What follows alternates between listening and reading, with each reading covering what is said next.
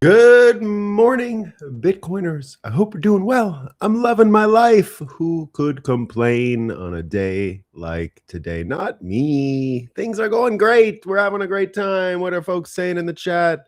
Like the like. We like the likes. It's Fry. Yay. Good to see you all, says Lance 2002. MMK007 was the one reminding us all to like and like.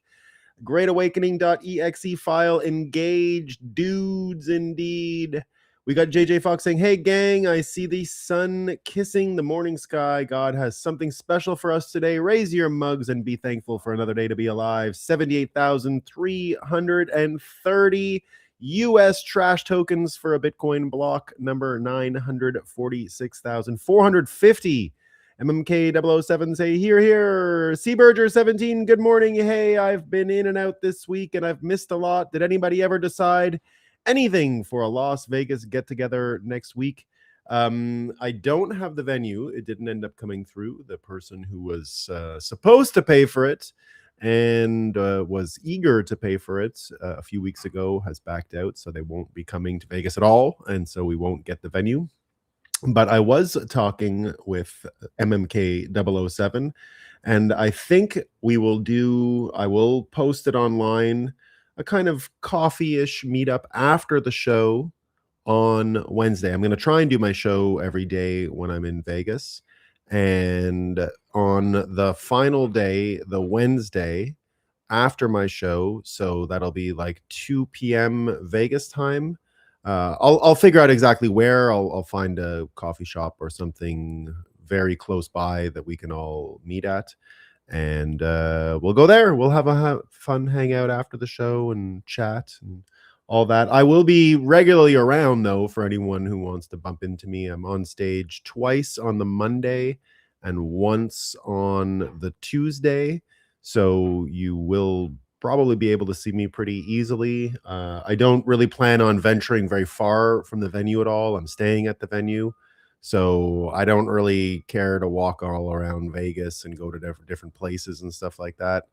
And I did that last year. I don't need to do that again. It's really hard to get around Vegas. I actually hate it. And I mean, I like the idea of Vegas and going for a vacation. For a Bitcoin event, though, it's a little disappointing in the sense that what I'm used to with these events, like even in New York City, when we did them with CoinDesk and Consensus, and all the years we did Consensus in Austin, Texas, and all the years we did the Bitcoin Magazine show in Miami and then Nashville. What I like about it, one of the endearing things about it, is you kind of take over the city. You take over a little portion of the city. Even New York City, we took it over in a sense that I'd always be bumping into friends and bumping into other Bitcoiners. You'd walk down the road, you'd see someone eating in a restaurant that you know. It's especially the case in South Beach in Miami, which is kind of a small town. You always catch people on Lincoln Road and things like that. And you just don't get any of that in Vegas. So it's not a slight on Vegas in particular. It's a slight on Vegas as a venue, as a city for events, because you just get lost. You never see anybody that you know. There's no takeover of the town, if you will. Vegas has so many people around, and so it's just so rare that you run into people you know at random restaurants. There aren't any like corners, and you see people on the road and stuff like that, but it's not quite the same level as it is. Hold on, I'm going to sneeze.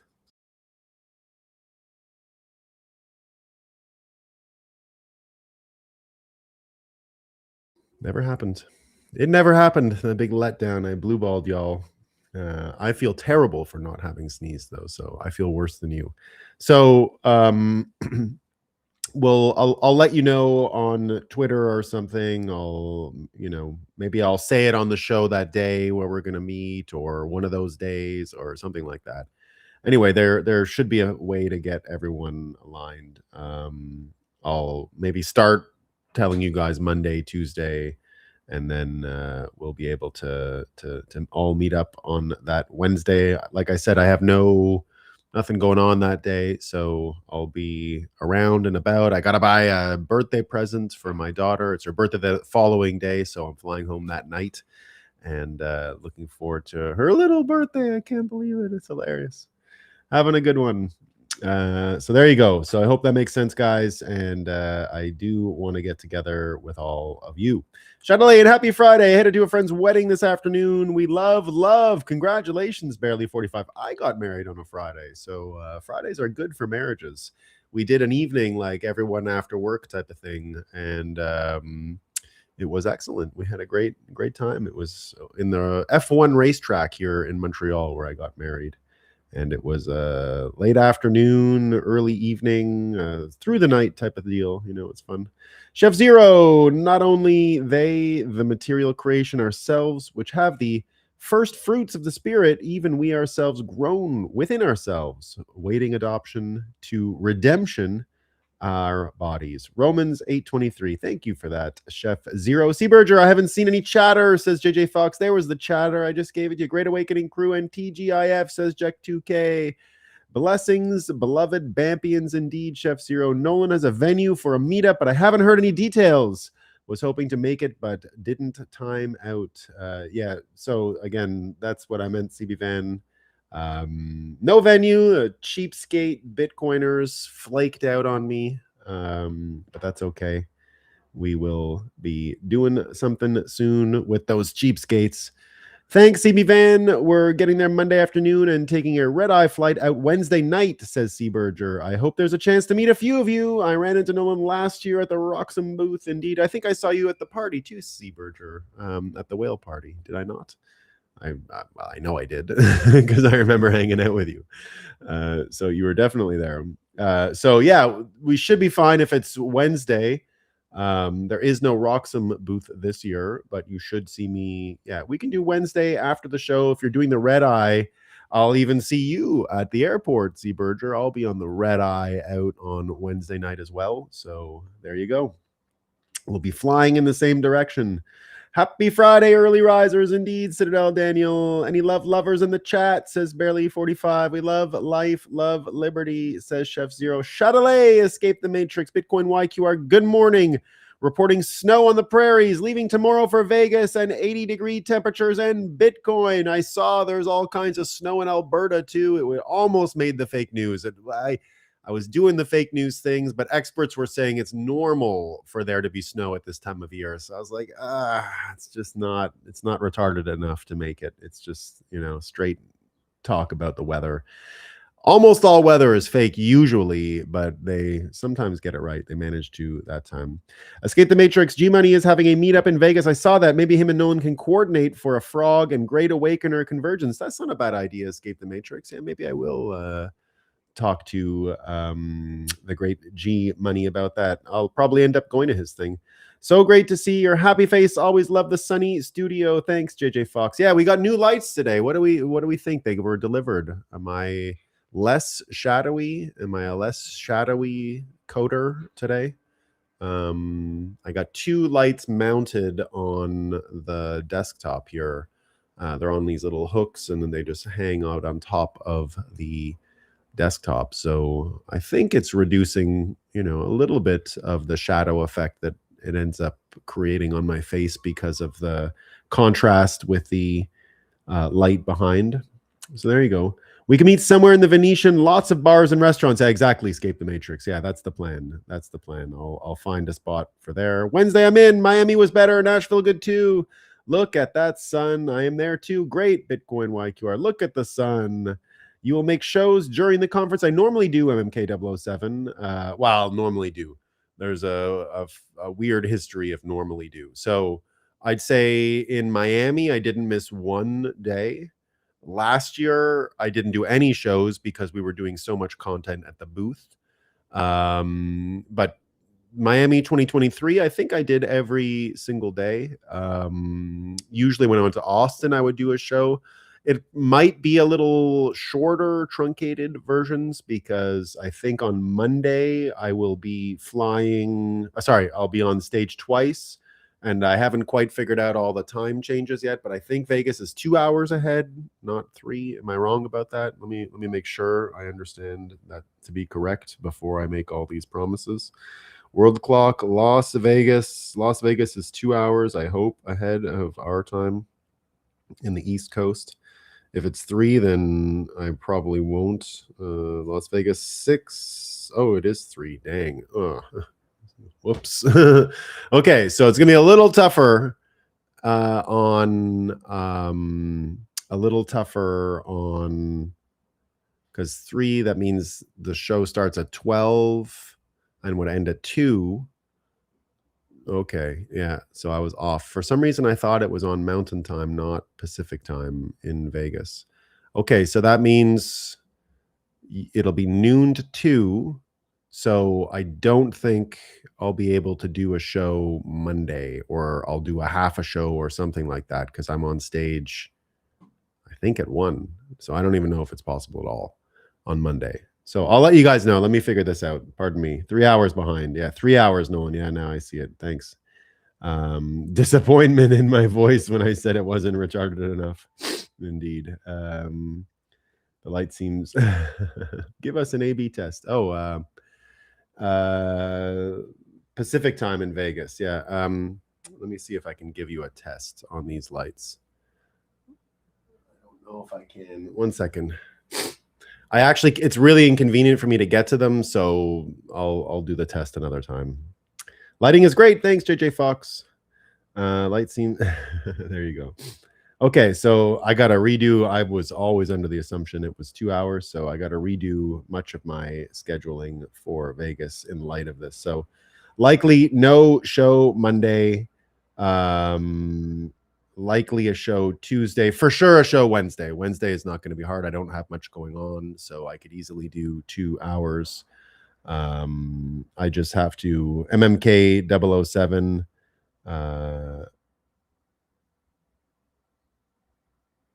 6 a.m.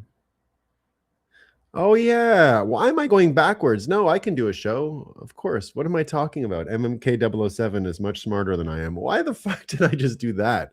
Why did I go completely backwards? Of course it's 6 a.m. What the fuck is wrong with me? What am I even doing? Jesus Christ. You're right. Yeah, no. Yeah, for sure I can do a show Monday. I don't know what I had that all backwards for. Math whiz and a doctor. Yeah, I don't know about Math Whiz in MMK 007's. More like I got addition and subtraction wrong, and so 6-year-olds could have beat me. My kids could have beat me on that one. If you end your show at local time, it's 8 a.m. Yeah, I don't know why I am retarded. I'm sorry I had it all backwards. I don't need to readjust anything. I'm good. I can do the show Monday, Tuesday, and Wednesday. It shouldn't be a problem. I like to wake up early. You're retired, man. That's why your times are off. Dyslexia. Wait, show Monday and Tuesday. Yeah, we do the show. Now it makes sense. Now it all makes sense. There's a chance, now that I'm looking at it realistically, Monday is a little bit late. Maybe I will start at 1 hour later because about coffee, and I get in late and I don't fly in till like 11. So there you go. So let me redo all of those calculations, and I'll let you know what's going on. I was thinking we were backwards in the time matrix. I was backwards, which I apologize for. I'm simple arithmetic, I guess, is my weakness, guys. Simple arithmetic. Okay. I should be writing fake news headlines today with that kind of math. But let's acknowledge that's a sunrise at 9:21 a.m. Eastern Time, 6:21 a.m. Las Vegas time, not noon. What the fuck am I talking about? Noon. What? So there you go. Let's get going. Sun, Bitcoin running, everything's great. We're doing great. I refuse to do public math. You know, I used to do like competitions in high school for you know, a little bit like Jeopardy. We used to have this game in Quebec called the Intellectual Olympics. and I was really good at it. And I used to do math and current events and stuff like that. You'd have to hit the buzzer, and I think it was one of my, I guess, proudest moments in my high school when I think on a current events this thing against another school. I think my team scored something like 300 points. It was like 10 points or whatever an answer, or 20 points an answer in this thing. And I think we whooped them something like 300 points to, they didn't even get 100. And I think I scored 270 of them or something like that. It was just like ding, ding, ding, ding, ding, ding. And it was the whole school it was at our school too. We were the home team that year. And the school was going wild when I kept scoring. So there you go. I used to be really smart and have a photographic memory. Then I turned 15, started smoking weed, and stopped. Whoops. That can happen. Yeah, that can happen.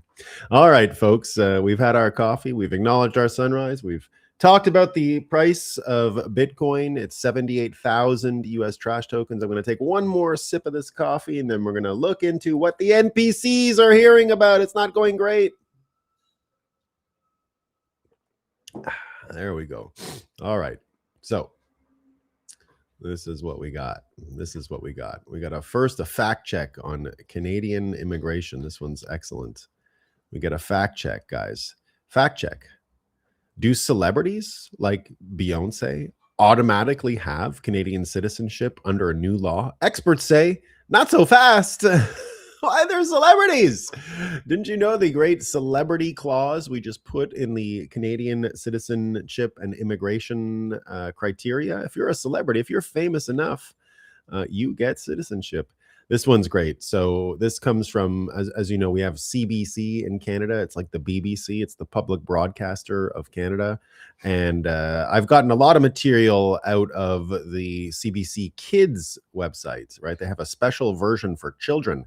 It's similar to the one the BBC has for Pidgin English and people who can barely speak English. So they do these, different websites for people and their various levels of intelligence and awareness.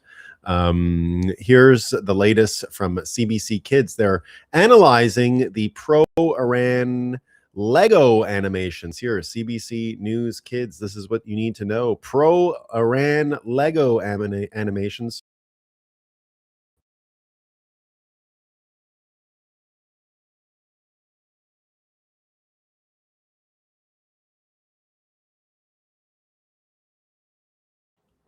I'm back. I don't know why I glitched out like that. The internet was down for one split second. So here we see pro-Iran Lego animations, why they're so viral, and what kids should be skeptical of. Slopaganda is a new, powerful way of influencing you, say experts. Here's what you need to know, children. Pro-Iran AI-generated propaganda using Legos has gone viral. The videos are use catchy rap music and jokes to criticize Trump and his war with Iran. Experts say it's important to remember that propaganda tries to trick you into thinking that there's only one correct side when both are often at fault. There you go, guys. Instead, it's important to find credible sources before forming an opinion or sharing. Read on to find out what other tips you can do for your kids, right? Rap music, jokes, and fast-paced Lego action. It's called propaganda. So this is CBC teaching kids about propaganda. What do they have to say? The pro-Iran animations are a prime example of propaganda, which are pieces of media that use things like words, pictures, and videos to manipulate your emotions and beliefs. Propaganda is often made during war, where it can be used, for example, to convince a country's people that their government's actions are in their best interests, even when they're not. Marcus Kolga, one of Canada's leading experts in propaganda and the founder of Disinfo Watch, said it is a particularly clever and powerful example of propaganda. He said that when propaganda comes directly from authoritarian regimes like Iran, it doesn't usually do a good job of swaying the beliefs of citizens of other countries. That's because they're not trusted. But when they use influencers inside democracies like the US to influence on their behalf, it's a lot more effective. He said Lego characters are essentially the perfect influencer. Lego is universally known and its characters are part of our worlds connect with a part of our worlds and connect with our sense of joy. When we see these adorable figures, it lowers our defenses. And in some very modern sounding rap music and American humor, and Kolga said, what results is a brilliant example of propaganda, or should we say slopaganda. That's the term being popularized only in the last few years, referring to propaganda that can be made extremely quickly and at a high production level with the use of AI. We're seeing these videos emerge very shortly after events transpire in Iran, sometimes just hours after. What kids should keep in mind, although the Lego animations are clear examples of propaganda, Kolga said, that doesn't mean there isn't some truth to them or that the US hasn't done anything wrong. It's propaganda, guys. We've seen Trump use similar tactics to try to communicate his own positions using slopaganda. He referenced an AI-generated video that Trump shared last year of him in a fighter jet dumping poo onto U.S. citizens attending the No Kings rally, where people got... Can you believe that wasn't real? Can you believe that wasn't real? Slopaganda, that was fake. What? That sort of content to be produced by a democratically elected leader is outrageous. It's outrageous. Okay, so how do kids find the truth? It's certainly hard in this day and age to know how to be effective. But Kolga and Johnson said that your first step should be to avoid using social media as a primary source for information and ideas. Go to CBC, kids.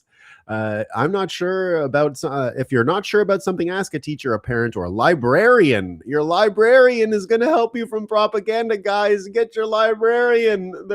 They're crack media observers, your librarian. We used to torture our librarian in my small town, by the way. I actually got in trouble one day, and it wasn't even related to school.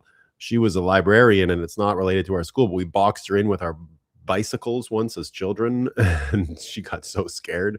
I mean, we were 10 years old or something, but that was the kind of big event that used to happen in my town that got all the mouths wagging. We actually just all around her in her car on our bikes in our little New England village. Funny stuff. He said that it's also important to find high quality sources like newspapers and media outlets. They're high quality, with a long history of abiding to journalistic standards in their work. Russia. Look for news outlets that make it clear what standards they follow, which should involve things like fact-checking and a policy to make corrections when they make mistakes. Along with that, both Johnson and Kolga said you should try to look at multiple sources. There you go. So the kids are all ready for the propaganda. They have the cognitive security now, thanks to CBC Kids. There you go. This is funny. Another one from Canada. Accidental releases from a jail, a persistent problem. Whoops. I didn't mean to let him out. This one's good too. From Canada again. Upcoming federal healthcare cuts could put refugees claimants at risk, guys. Refugee claimants healthcare could be at risk. Oh no. We get this. We got more climate change stuff here.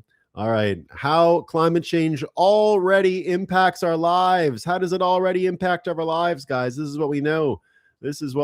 How climate change already impacts our daily lives. We often dismiss climate change as an almost abstract problem, a remote issue that won't directly affect us or impact our daily lives. And all you stupid psychopaths here think it's fake. You're all deniers. I know a bunch of you guys here are climate change deniers, right? Now I'm going to change your mind. I'm going to show you how it's really affecting your life, right? If there's an effect on food, right? It has a food system, right? It depresses agricultural production, which in turn drives up food prices. That's why everything's so expensive, guys. Climate change. Lower crop yields, guys. Ultimately, climate change can affect the way food is produced and the quality of our diets. High supermarket prices, guys, it's the climate change. It has nothing to do with inflation and government printing money, you idiots. Why are you deniers? Can't you see the price is up? Do you know why the prices are up? It's because it's hot outside. When it's hot outside, the groceries have to get more expensive. It's such a burden, right? Rising food costs have a major impact on vulnerable households. We're all affected, right? It's projected, global warming is projected to increase food prices between 0.6 and 3.2 percentage points by 2060. Guys, Climate change is going to cause a 3% inflation in the next 35 years. Climate change, 3.5% inflation. Can you handle it? The heat is on. It's a fact that higher temperatures are more frequent. That's what's going on. That's why you can't get any food. Mosquitoes, we got diseases coming, infectious situations, more expensive insurance, essentially uninsurable. There's no planet B. You idiot Bitcoiners with your plan B shit. There's no planet B, okay? Just because you're solving inflation, right? You don't have a planet B, right? Vanishing nations, Tuvalu, an urban nightmare. Impact on the economy. The consequences of climate change on the global economy are predictably dire. Sectors, trouble, problems, closed for business. Greece was too hot. It's never been hot in Greece before. They don't know anything about the heat. It's all dried out. The Victoria Falls Zambezi River, notoriously not desertified Africa, now has deserts. What? Biodiversity screwed, threat to the ecosystems. Look at this fella. Look at this poor guy. He's just trying to live his life, but then you had to go and have a bunch of cattle ranches in your stupid cars. And this poor fella can't go killing his fellow cannibals. That's your problem. You're destroying his way of life. Danger of dry leg. It just goes on and on. Less predictable seasons, guys. Your seasons are screwed. Not so cool. No, we just said it was hot. It's not cool. It's hot. Power surge. All these troubles, guys. We got 31 different stories here. Polluted sky. The sky. Ill health for all. You're not going to make it. Increased energy demand. No. So there you go, guys. Stop your denialism. And now, all this stuff, right? And then you get these astronauts coming back from Earth to Earth from the moon, right? These guys come home and it's basically Planet of the Apes here, right? Opinion, astronauts return to an Earth in a climate crisis mess. Guys, they were just on the moon. It was so cold. They were doing great on the moon in space. And now they're back on this shithole planet. And it's Earth Day and wars are raging. Floodwaters rise and human-made crises threaten the planet. It's like Planet of the Apes. It's Planet of the Ape farts. Planet of the Ape burps. We can't make it. Climate crisis. The astronauts left the week before. Things were going great. And now they're back. And it's all gone to shit. So hot outside. Right? And that's why Bloomberg wrote this article, guys. We heard about the inflation earlier, but Bloomberg confirming it with central bankers here. This is a sad, sad day, guys.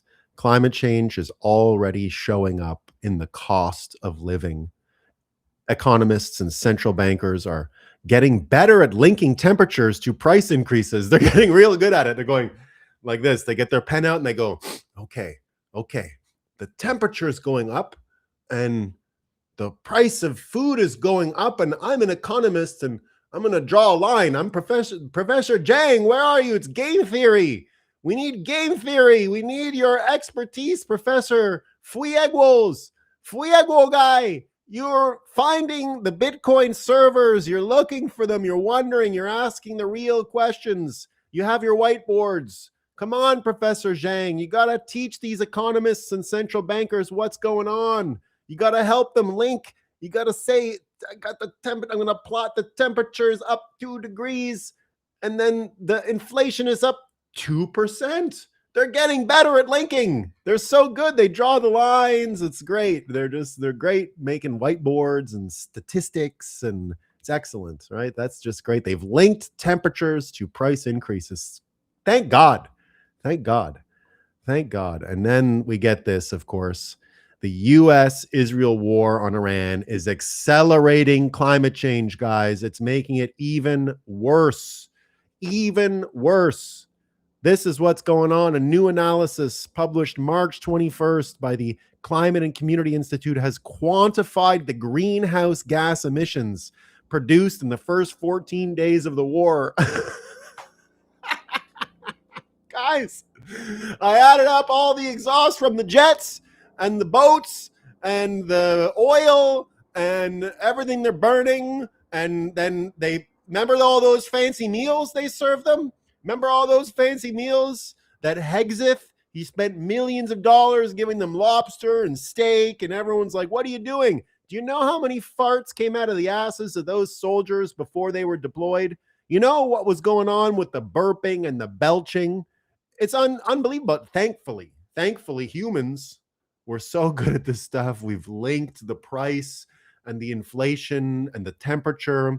And of course, obviously, we can measure the increase in carbon dioxide from the war in Iran. Obviously, the analysis very clearly here, guys, covers total emissions of carbon dioxide across 5 categories. The destruction of home and civilian buildings, they're just measuring it. They out there. They got the snorkel guys. Remember the ones from Reno that went around with the temperatures, and they went around and they took the data and they figured it out. The burning of oil, fuel consumed in combat and support operations, embodied carbon of destroyed military equipment. What's the embodied carbon from the destroyed military equipment there? Oh yeah, that's a lot of embodied carbon, guys. So oh no. And the embodied carbon in missiles and drones used by all parties. There you go, guys. Of course we can measure the carbon dioxide from a war. Easy, no problem. No, not just barely an inconvenience. Barely an inconvenience. These are great scientists, guys. These are really great scientists. We just love them. And I got this one too here. This is great. This is from Kennedy.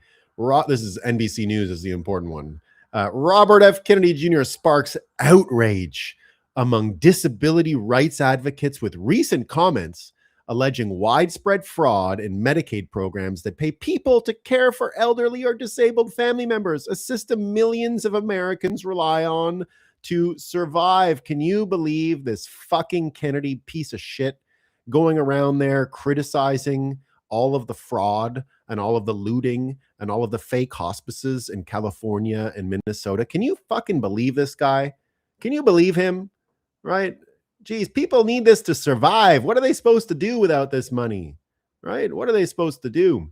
Now, this one's great. I don't know if you heard about this lady, the Filipino lady from the Hassan interview with the New York Times. We're going to talk about it in a second. Someone approached her at her house yesterday, right? And, she was laughing about social norms and robbing, right? And now look, social norms just getting forgotten. Woke author who boasted about shoplifting from Whole Foods flies into a foul-mouthed rage when confronted outside of her 2.2 million Brooklyn brownstone. Unbelievable how people treat others in this world. Unbelievable. And one last one here from Peter Baker at the New York Times. Fully 55% of Americans say Trump does not have the mental soundness to serve as president. He can't do it. He's too stupid.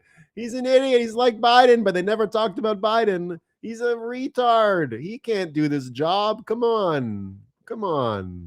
What are you talking about? He's clearly an idiot. Peter Baker knows he's an idiot.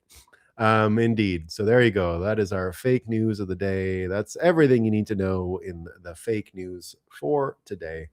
Lots going on, of course. Lots going on. Hold on one second. Just a second. I got to get a Kleenex. Just 1 minute, guys. I'll be right back.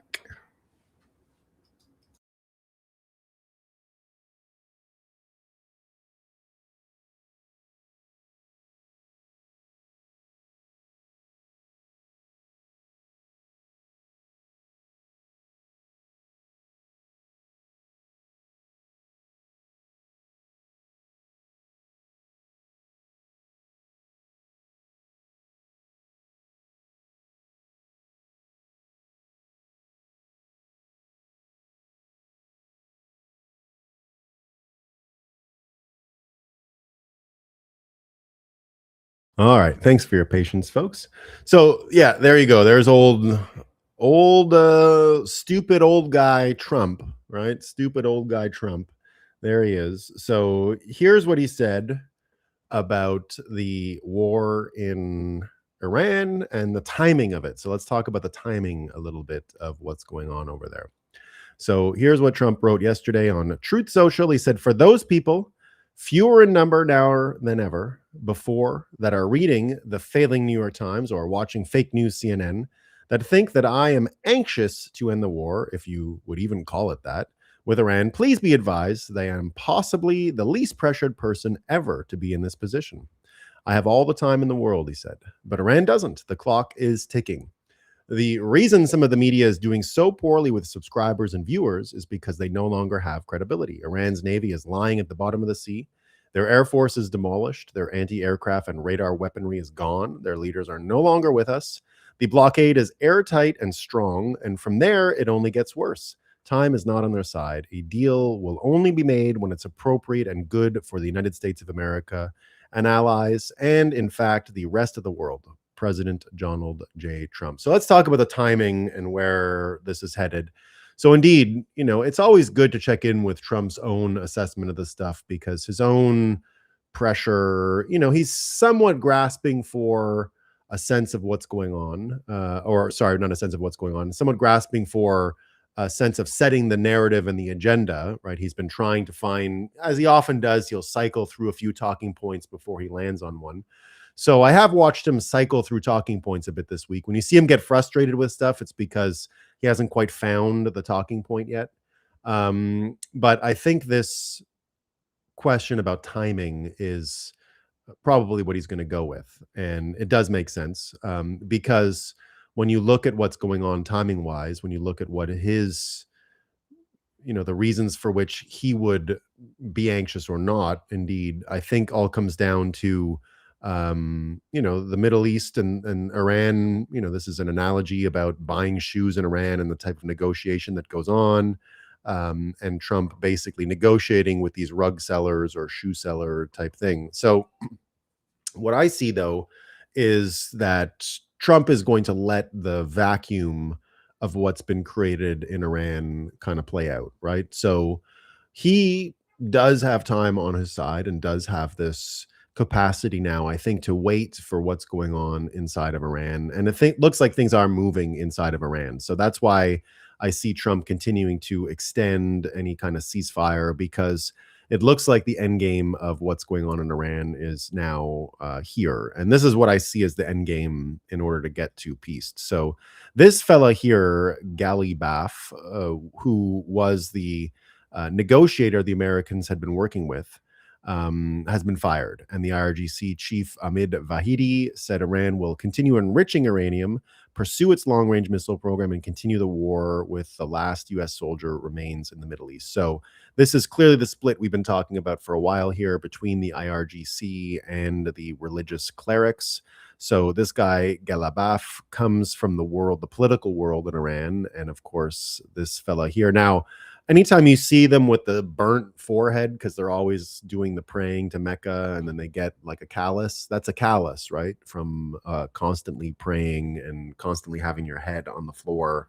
And so it looks like a burn mark to me. It always has looked like a burn mark, but that's one of the guys we're dealing with. So he's a nutbag. There's nothing you can do about a guy like that, right? That's just pure and total brainwashing. Now, some people are saying that this Galibaf resigned. Now, I don't know if he was fired or if he was resigned. I don't think anyone knows really what's going on when it comes to this. But here's this guy, Galibaf, and what's going on in the story, written by this guy, Suitable Politic. And he says, my working theory of the Iran war. And he says, the United States intelligence community at its highest levels, if not with Trump himself, was working with Galibaf, that guy, from what Trump described as the beginning just today. That being the assassination of Soleimani. Apparently, this guy has been a U.S. agent for a long time. Apparently, he's the one who gave up the goods. Now, the problem apparently is that Galibaf didn't get the new Ayatollah caught up in the attacks. Apparently, he was supposed to take over right away. He was supposed to be the Iranian Delcy Rodriguez. He was supposed to be that Iranian Venezuelan scenario, and apparently it didn't happen. And because this guy Motba survived, he's been able to act as the supreme leader and has been able to somewhat straddle the IRGC and the mullahs more than Motba would have done. Or sorry, more than Galibaf would have done. So what he says here, perhaps Galibaf himself threw gold. He's just speculating. Whatever the case, Galibaf's path to the throne was blocked. Worse, his viability as an asset was put in serious jeopardy. It'd be almost impossible for him to hide his betrayal totally from everyone involved. Too many are dead, and he's one of the last remaining survivors. I believe Galibaf's life hinges on his selling that he remains loyal to the cause of the IRGC and that he was a ruthless opportunist who saw an opportunity to climb the social ladder and took it. Too many people are dead for him to possibly sell that he had nothing to do with anything. The IRGC won't just kill Galibaf because if the US loses their inside man, they have no reason to hold back on any of the regime anymore. Besides, it almost makes more sense to try and turn him into a double agent. He has a direct line to the US. As Trump says, the current power structure in Iran is seriously dysfunctional.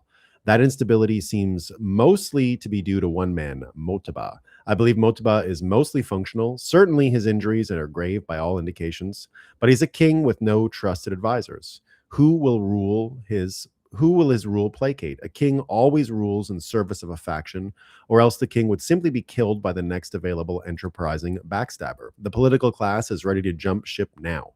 The RGC is ready to martyr themselves and hand the country to Rubio. Isolating the political class means losing the political apparatus of Iran and perhaps the Artesh. Isolating the RGC means losing the most loyal guns on your side and having them turned against you. Motaba, rather than attempt to make an impossible choice, has done his best to placate both sides. That's why the possibility of a deal remains tempting to the US. Really, all it requires is Galibaf and the political class successfully persuading Motaba. And that's why we decided to engage in the kayfabe ceasefire. We needed to take a step back and observe. The dynamics couldn't metastasize until we stopped mercilessly obliterating them. Strangely, I miss dearly on a strategy I miss dearly on a personal level. The dynamics revealed themselves after the first iteration of the Pakistan talks. The political class is still on the side of the Americans. Galibaf has secured his own faction and therefore has a level of insulation within the regime, but the IRGC remains intransient. Motaba doesn't have the political capital to fully ostracize one side or the other as things stood. The U.S. assessed that the naval blockade would make the decision a lot easier. At this point, it became possible for Galibaf to plead his case internally without coming off as a traitor. He could insist that they've simply been beaten here. I believe his pleas fell on deaf ears. The IRGC has once again decided that they will hang on until the bitter end, and Motaba doesn't have the authority to stop them from doing just that.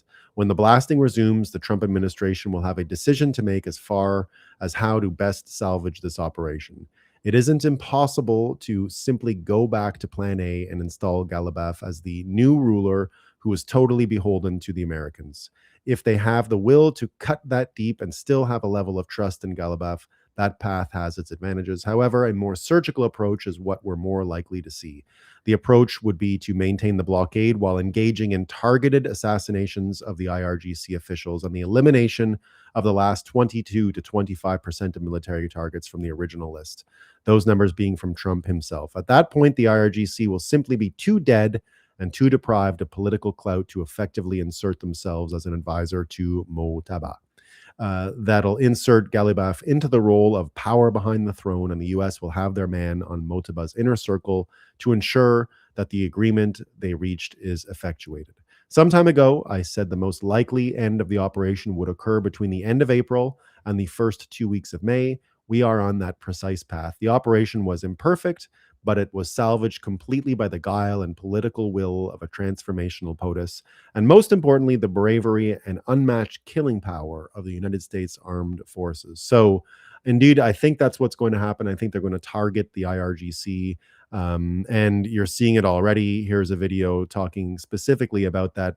The U.S. is planning to target individuals opposing the negotiations. As Talkstall reports indicate, the U.S. is developing plans to target Iranian leadership figures obstructing negotiations, including senior IRGC officials, signaling a potential escalation beyond diplomacy. It is widely believed that Vahidi may be among those targeted.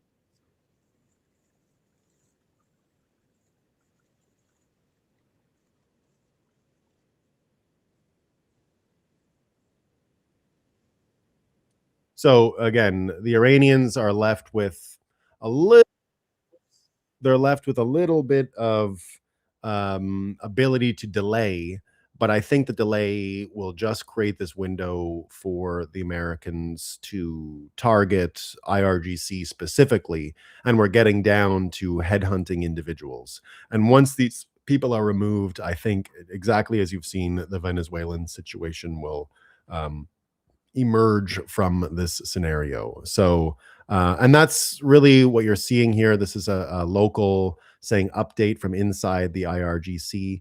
I've been scrolling through the IRGC regime channels and their social media lately.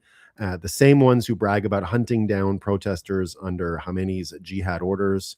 Slowly, it's sinking in for them that they got played hard. They're getting extremely paranoid and keep accusing each other of being coup plotters, spies, and traitors.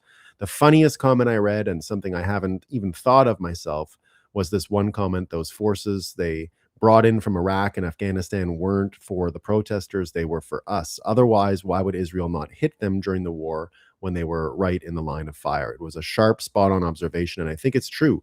Over the past decade, the regime brought in millions of Afghans to act as the people's armies, to act as a people's army defending them. The IRGC trained Afghan Shia fighters and sent them to Syria to fight for Assad. Then, after Assad fell, they brought many of them back inside Iran to help suppress the protests. Right after the 12-day war last summer, they suddenly started deporting them en masse, at least 1.5 million kicked out quickly and forcibly accused of spying for Israel. Clearly, they got scared because they know a mercenary army isn't truly loyal to them. Now, since the war started, a fresh wave of Afghan Shia militias has been coming in anyway and didn't get hit by Israel or the US. The Basijis are finally doing the math. Too bad. Get ready for a coup, one led by defectors inside the regime, coordinated with Israel and the US to purge the hardliners and the Basijis. It is coming. And I think that's where we're at. I think we're at the point where whoever is out there negotiating is, in the end, going to create the circumstances that peace can be realized and enacted. And again, the whole reason Trump has this flexibility comes down to simply energy. If Trump didn't have the energy, if we didn't have the oil, if Trump didn't have Venezuela, none of this would be possible. But that is what's given him the leverage, because he's changing the world with this stuff. And this is what he said yesterday about the amount of oil that America's producing and exactly what kind of freedoms and dexterity it gives the president when it comes to these negotiations. Whoops. What's going on here?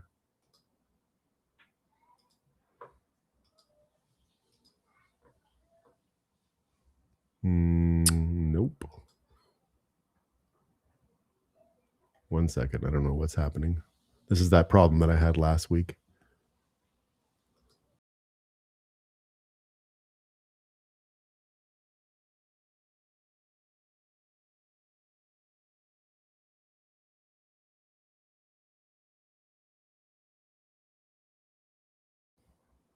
There we go.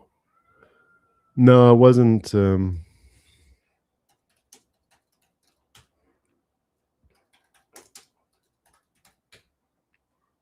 right, this should work now.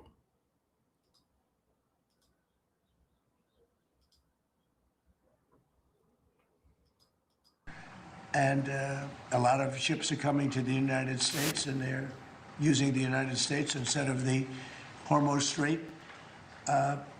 Amazing things are happening. Our country is amazing. We don't have an oil shortage. We're drill, baby, drill. We are right now producing more oil than Saudi Arabia and Russia combined. Did you know that? More, and in about a year from now, we'll be doing double the level. And Venezuela has been fantastic. We have a great relationship with that country and with the people that are running the country. And we're taking in millions of barrels of oil, millions and millions from Venezuela. It's been a great experience, to be honest with you. And they're doing a very good job, and they have our backing. And a lot of ships are coming. So there you go. Trump has all of this leverage because he's solved a lot of the energy problems and because he's gone deep into this energy approach, the drill baby drill approach. And it's why he's got the ability to ignore Europe. He's got the ability to ignore any one of his allies pressuring him now for any other reason, because he's able to sell them oil and solve their problems. So it makes it just whining. And you see him say that yesterday, where you had old Prince Harry was trying to tell Trump that Trump needs to go faster. You need peace in Iran. And here's Trump talking about Prince Harry. Pretty good stuff. Let me make sure the audio is coming through, so I'll stop and reshare.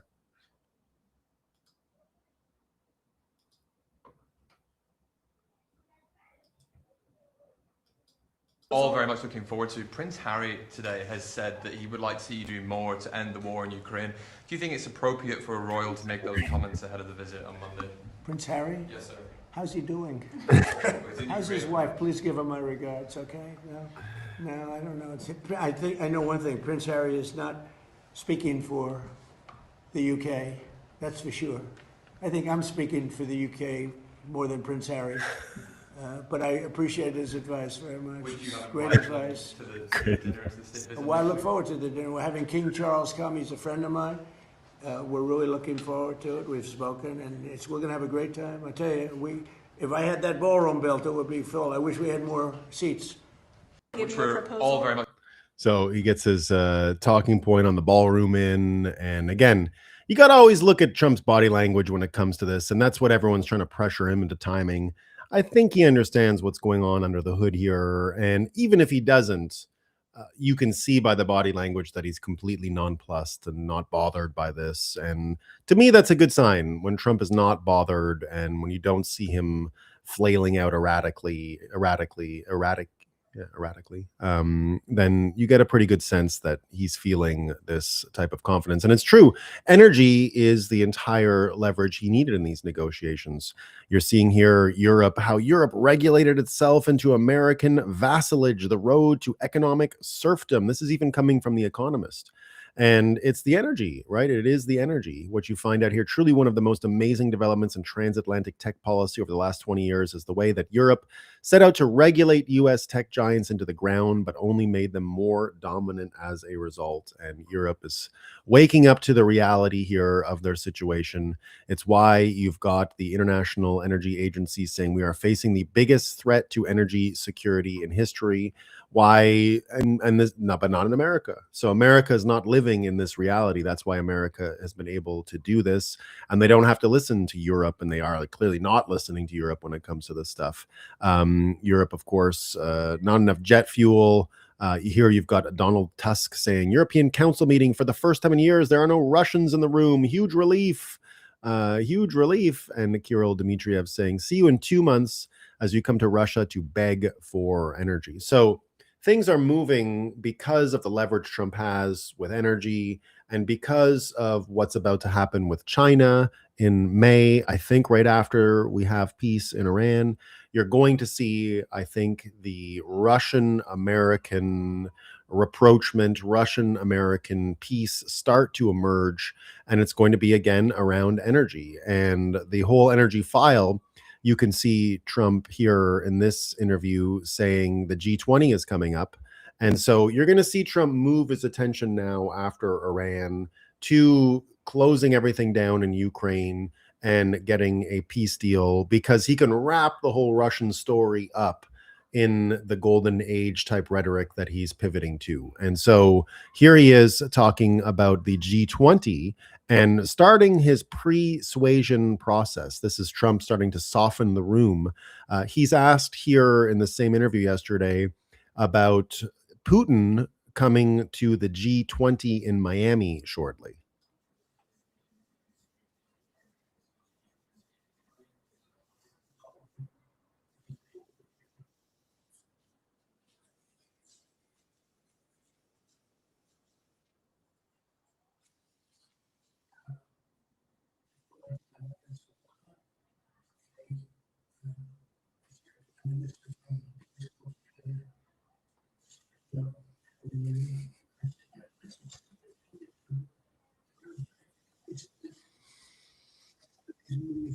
No sound. Ah, come on.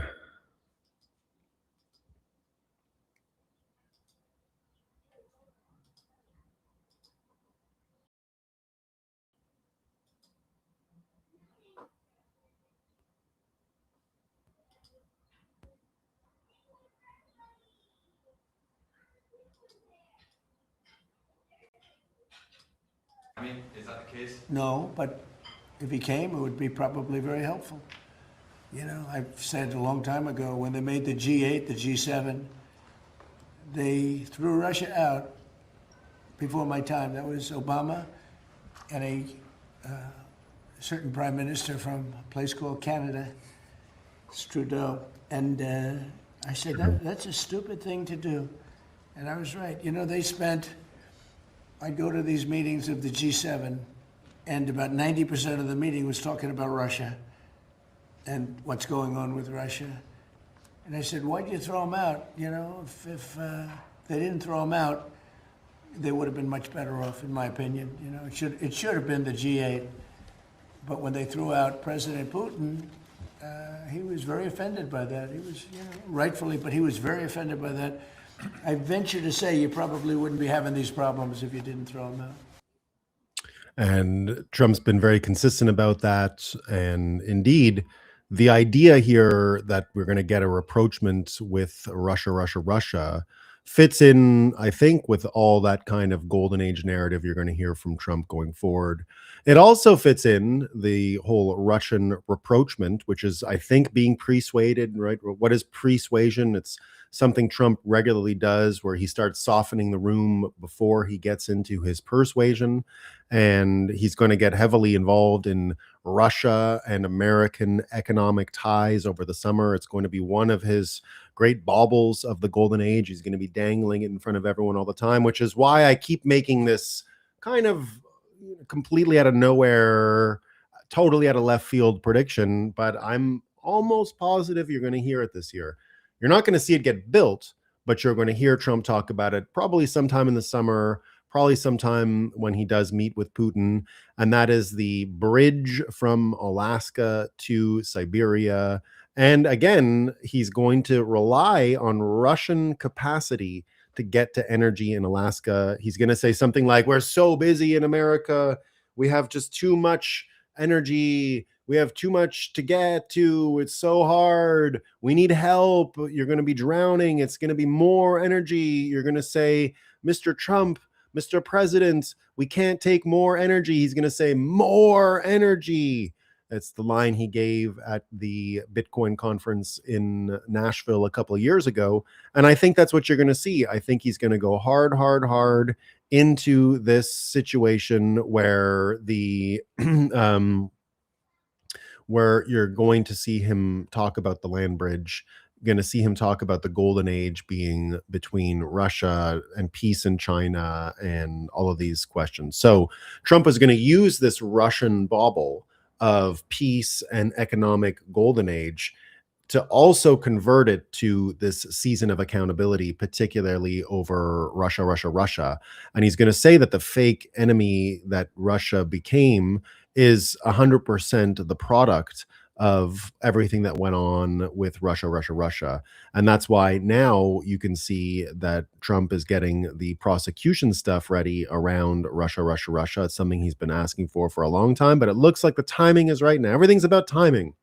Timing in Iran, timing in China, timing in the Middle East, timing with Russia. And now here, Hans Monkey, now that there is a Russia Gate czar, according to the Federalist, Hans Monkey saying, after a decade of cover-ups and stop-start investigations, there is finally a Russia Gate czar. Todd Blanche deserves credit for finally making it happen, something his predecessors refused to do. Now comes the hard part, and there is no one better than Joe DeGenova to take it on. And of course, Todd Blanche will be at Bitcoin Las Vegas next week. I hope to be able to chat with him.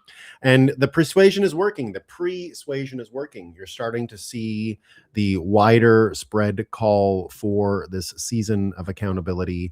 And I think that, you know, Russia is just a bit of it.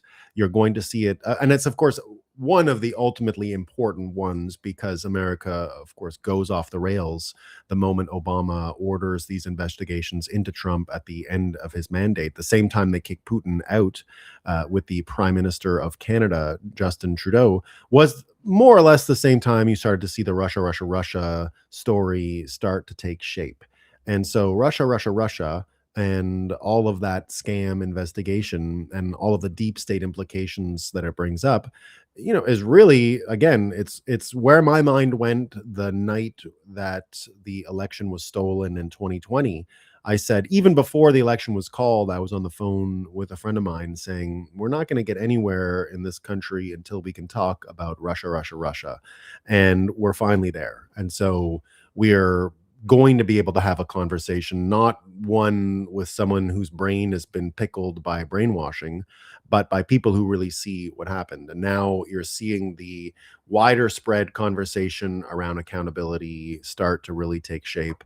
And the SPLC, the Southern Poverty Law Center story, is part of that, because it's Russia, and the Charlottesville hoax that really pits American families apart, that really was the most divisive thing that we can even, it was Civil War-like division created by hoaxes and fake news. And that's why here you've even got people like Mark Andreessen calling for a season of accountability. He says, Mark, why do you care about SPLC's crimes and other activist companies, government agencies who may have done the same / complicit? I sat in on so many meetings for a decade where these groups determined who got canceled, debanked, and censored. Wholly un-American. People need to go to jail, Mark Andreessen is saying. And now you're getting this greatest show on earth, all of these details coming through. And the reason I think the accountability is coming is because the amount of power you had on one side to create the hoaxes, to create the hallucinations, to create the argument in the first place, all the architects of the Russia hoax, all the architects of SPLC and all of these ops, it's falling apart. And the people who would normally be able to promote it are also falling apart. You're seeing, again, the dividends paid from CBS being taken over by Trump loyalists, and the whole story around the Ellises getting control of CBS News and appointing Barry Weiss to lead it.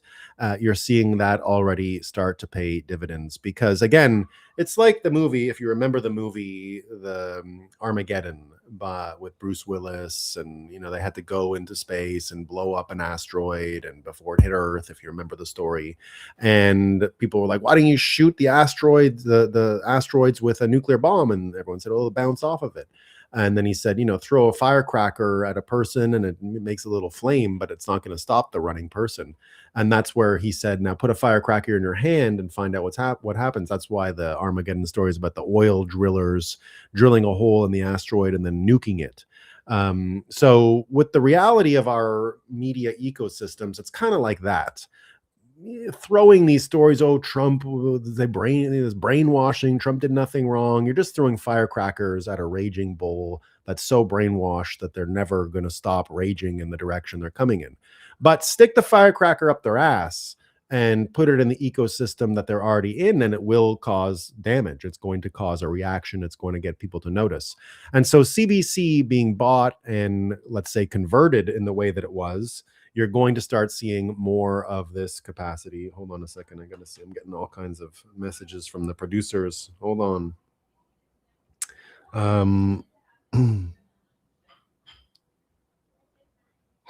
Okay, that's okay.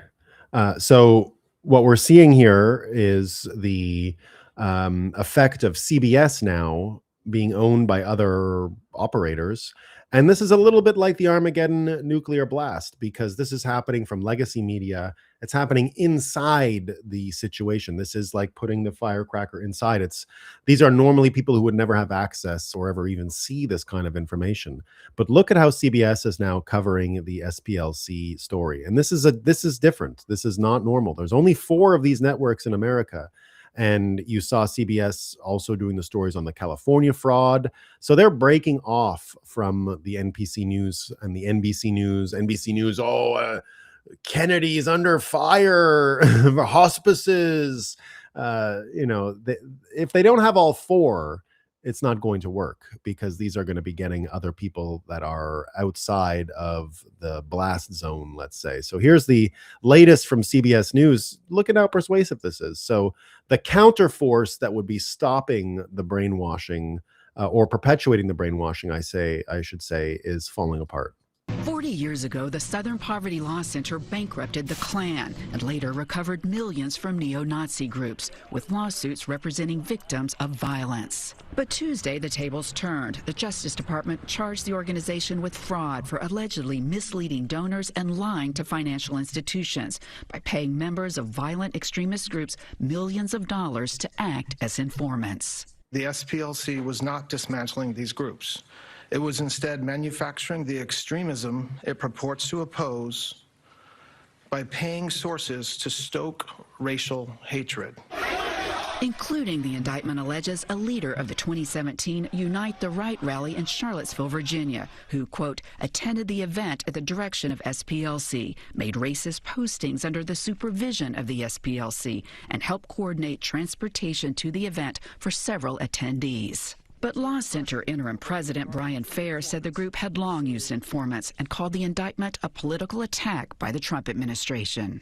They have made no secret of who they want to protect and who they want to destroy. You have to wonder if this... Attorney Scott Frederickson questioned the Justice Department's legal theories.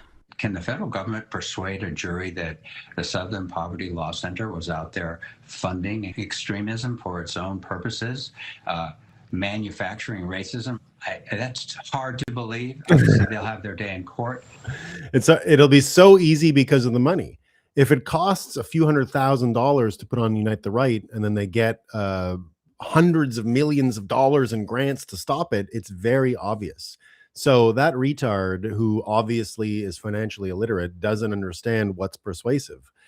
Just showing the money on one side, the windfall you got from promoting the whole scam versus the costs of putting on the scam and staging the event in the first place, is going to tell the whole story. Doesn't take much more than that. So I think this is going to be easy.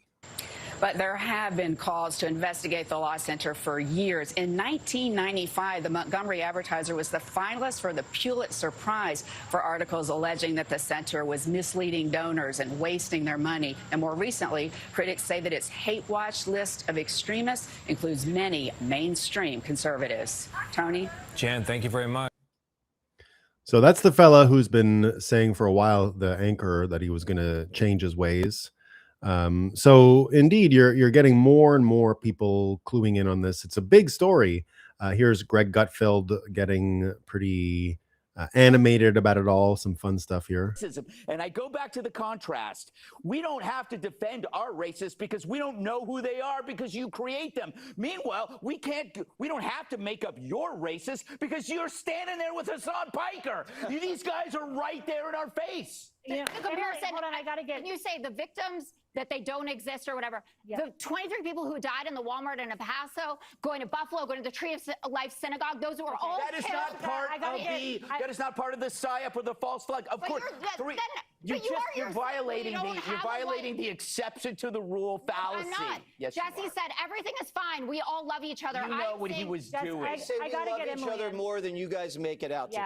I've got to get Emily. I want the country to be torn asunder, not you, your party, because that keeps you in power.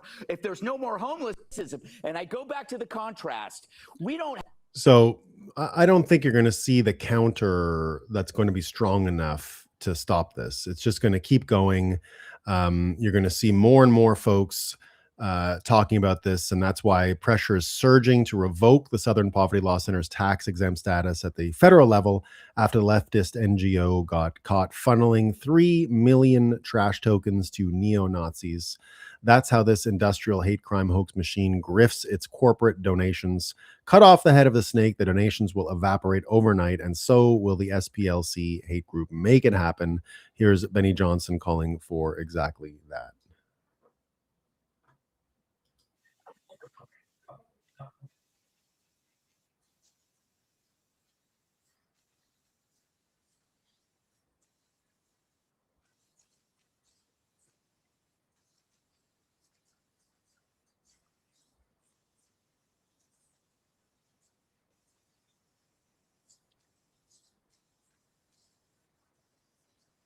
Gosh almighty, I wish it would just stop. Why doesn't it play? Sometimes yes, sometimes no. We don't understand why. Turn it up. I want to call for something, Laura. And I think it's really critically important. It's one thing to do the charges and the indictments. What the Trump administration must truly do to shut this down, this corporate scale fraud down, is to eliminate the tax exempt status. That's how they're able to funnel these donations in. That's how people are able to get write-offs. You must cut off the head of the snake, and that's the tax-exempt status. Make them pay by eliminating that, and then no one will donate again. I want to call. And so that's why it gets even better, right? It's not just the cutting off their money. You can actually probably now use all kinds of forensic analysis, all kinds of that shit we hate in Bitcoin, the Bank Secrecy Act, the analysis and forensic analysis of the flow of funds, and really all this RICO stuff. And Mark Andreessen here suggesting it. Do the various censorship debanking pressure groups, SPLC and others, coordinate their work? If one of them is breaking the law, are they all breaking the law together? Are there grounds for criminal conspiracy charges, RICO charges, including complicit donors? Nick Carter answering here. They do it all the time, and it's highly coordinated. It's why rightists got banned from 30 platforms all at once. Not a coincidence. There's dozens of these orgs. Sleeping Giants is one example. So that's why you see this Operation Economic Fury on the part of what Besant is doing in the Middle East. Also play at home. So this is where the Middle East forensic analysis of all the terrorism financing and sanction stuff is going to actually connect with the story in America and the Southern Poverty Law Center stuff. It's all the audits again. It's what I said was going to be the number one story in aggregate of 2026 is Scott Bessent's audit stuff. And when you hear Andreessen calling for these RICO charges and forensic audits on the flow of capital, it's exactly what's happening. This is a massive move by Bessent. The Treasury Department said the IRS will be revising the Form 990 used by NGOs in an effort to uncover fraud and hidden sources of funding. I've gone through hundreds of 990 forms. The way they're all up right now, they do not have to disclose who their donors are. Perfect example is GLSEN. They have two anonymous donors that give them millions and millions of dollars, and they don't have to disclose who they are. Keep in mind that the people running GLSEN are trans activists. I imagine that if this goes through, many of these NGOs will dissolve. They're all almost certainly getting money from their same people and will destroy the illusion of grassroots support, which is where this is headed, which is why the season of accountability will be done through all of these audits and accountability. And we're going to even see that, again, many of the headwinds that Trump has been experiencing over the past few weeks, particularly with the Iran war, have come from this internal MAGA division, the internal MAGA struggle, if you will. And of course, all of this forensic audit stuff, I think, is going to uncover exactly where some of this stuff was funded. There's still no proof about it, but we're getting closer. Here, we're seeing 2016, Richard Spencer shouts, "Heil Trump" at conference immediately featured on CNN to attack Trump, now a registered Democrat. Remember I told you about Nick Fuentes visiting Trump in 2022, and I said this was a absolutely targeted event when he went with Kanye. Shouts, "F off Jew" at conference immediately featured on CNN to attack Trump, attempted to ballot harvest for Kamala in 2024, promises to vote for Dems in 2026. They've always been an op. And I don't know if it's true yet, but we're getting closer and closer. Indeed, it's all fake and gay. There you have it. Thomas Rousseau, founder of Patriots Front, participated in the Charlottesville riots and was involved with SPLC-funded neo-Nazi orgs that eventually morphed into the Patriots Front. Fucking clown. Enjoy the show. Indeed, that's what we're seeing. The greatest show on earth. All of it's playing out. And that's why, I don't know if this is related, but as the SPLC stuff is coming through, we're seeing panic in Podcatistan. Multiple woke Reich podcasters have paused the streams for unknown reasons. Candace Owens randomly fled the country. I don't know if she randomly fled. I think she's on a family vacation, which she says yesterday. Oh, I forgot to tell you all, I'm going on vacation. See you all later. Don't know if that's true. Nick Fuentes has randomly fled the country. Ian Carroll claims he's scared and is a victim. Sneeko has paused his streams. Something is up. It's not looking good for them. This is Candace saying, no show today. Sorry, I thought I had announced I was traveling with my family. See you guys next week. We'll find out. We will find out. But indeed, even looking at some of these numbers, here, 150,000 views. Don't know when that was, but in 3 hours, that still seems kind of okay. But 0 Hour pointing out somebody lost a bot network 2 million to 150,000 in 1 week as far as views. So the counter forces that were so persistent, I think, are falling away. The fake news is falling away. The internal MAGA struggle stuff is going to fall away. And again, that's why their whole left-wing system is turning back to creating another Joe Rogan of the left. Here's Alex Soros again saying, we can do better than a Joe Rogan of the left. And we have. They're called Midas Touch. And they're outperforming every benchmark. Now, the comments here are just great, right? They're amazing. But again, obviously, it's not changing shit. You can't produce a Joe Rogan inside of this bubble they're talking about. One of the great things about Joe Rogan is that he didn't come from politics. You know, people ask me, I did the Robin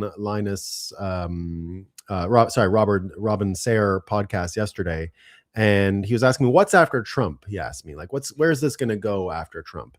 And I said, well, I don't know about where it goes next, but what you want is not having to have a political savior. You don't want to be spending this kind of time with politics anymore. And that's the reason why Joe Rogan is so popular. His show had nothing to do with politics for a long time. It was just normal stuff. It was comedians and MMA and things that transcended politics before Trump, before everything got polarized. So he had this great base of people. And just like I said, the bomb that you put in the hand, the same way the CBS is going to be reporting on Southern Poverty Law Center in a much more straight way, I think.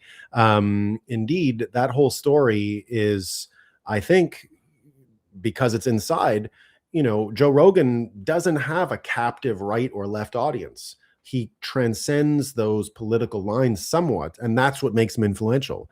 These losers here are just a product of that. They're not going to change at all.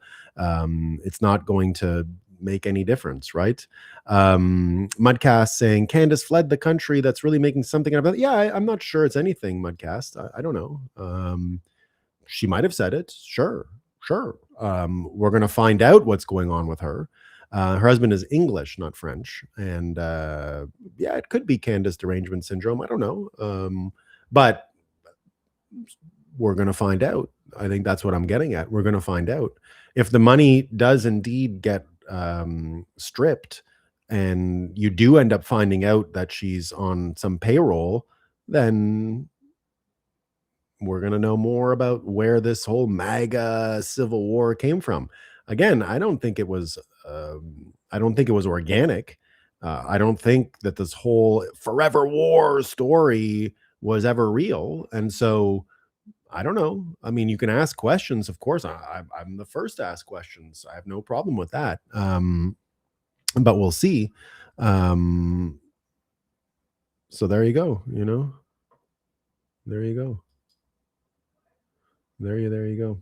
So back to what's going on with the podcast and where all of this messaging is going to come from. Again, you can't just create a Joe Rogan out of a test tube. It has to be somewhat organic. And again, you know, this whole story around Hassan Piker and that podcast, I think, is another one of these examples. And you're going to see that his persuasion capacity is going to go way, way down after this. So again, people talking about the social murder and all that stuff. Walter Kern pointing out here, I've been telling you since December 2024 that this is where they take the Luigi thing, because this is how it was designed in the first place. Hassan is an actor who was thrust on you by media engineers. It's all contrived boy band that doesn't write their own stuff. And that really is the right way to put what this Hassan Piker thing is. It's all boy band stuff. It's all Backstreet Boys. It's all producer stuff. Here he is when he was a kid. He was on his pony. And this got pretty viral yesterday. I think how many views? Yeah, exactly. A few million. Hassan Piker was literally a fat little rich kid with a pony.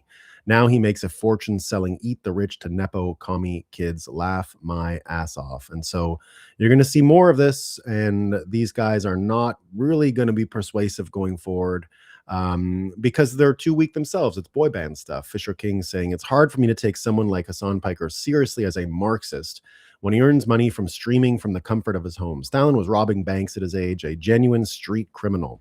What we have here is decline, stupidity, corruption, decline, not revolution. So you're going to, I think, continue to see this weakness from these fake podcasters and from this astroturfing to just not go anywhere because it's kind of out of gas anyway. Here's Curtis Yarvin talking about the contours of it, saying 2020 was the worst thing that could happen to the American left. They won and they lost their edge. Their century-old esoteric race communism went mainstream. It could no longer define an elite. Everyone believed now. They needed something else to shock their parents, so murder. And exactly that. It's out of gas. It's at the end of the line, and it's just not going to be cool. Here's BitPain describing, I think, accurately how they've lost the edge, and that we're moving back into a world where actually having the capacity to create economic outcomes that are positive is going to persuade more people than all of these cultural frameworks that are falling apart. The embrace of Hassan Piker by the mainstream media is the beginning of the end of the 40-year intergenum of the center left as America's dominant cultural ideology. Hassan's brand of murderous victimhood agitprop appeals to a thin tranche of hyper-educated coastal elite LARPs. He is repulsive to the median voter. The median American does not watch the New York Times, not along with a low IQ proto-revolutionary struggling to arrange his violent fantasies into coherent thoughts without thinking, for the first time perhaps in several decades, about changing his party affiliation. She may even think twice about her party affiliation because young Stalin looks aside. Hassan screams weak, angry, and insecure with every 10-ruble word. This is a man who incites a war but sends his dog to the front lines, a shock collar in hand. And so I just don't see the persuasion there. It's not strong enough to move people. And it's not, I think, strong enough to create a larger coalition. They can make their own mentally ill fans happy. And I think that's what you're going to see, right? Cynical Publius says here, you need to understand the Democrat mind. They don't care if the Southern Poverty Law Center committed wire fraud. They don't care if the SPLC made false official statements to the federal government. They don't care if the SPLC engaged in conspiracy to commit money laundering. They don't care because to them, the ends always justify the means. Rank and file Democrats see the SPLC as being virtuous, so therefore they don't care about the crimes. The Democrat leadership sees the SPLC as one of the most effective tools they have to achieve and maintain power. And since power is all they care about, they don't care about the crimes. True. And that's what I've been saying for a long time, that they will align with power, that most of these people align with power. And how do you get power? It's literally another word for electricity. It's another word, power, right? Turn the power on. The power is out. Electricity. And so in the end, financial incentives are going to matter more than any of this stuff.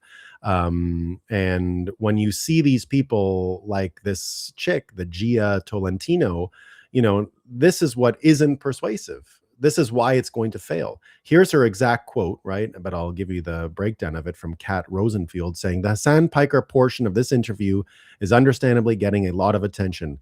But can we also talk about how Gia Tolentino thinks that coffee go-cups are the ultimate moral evil, but domestic terrorism should be allowed? And this is what she's saying. This is what she tells her kids. And it's hilarious stuff, right? She says the following, right? Okay, there are so many perfectly legal things I do regularly that I find mildly immoral. She says, like getting iced coffee in a plastic cup, she says. It's mildly immoral. I find that to be profoundly selfish, immoral, collectively destructive action. I have taken so many planes for so many pleasure reasons. I have acted in so many selfish ways that are not only legal, but they're sanctioned and they're unbelievably valorized culturally.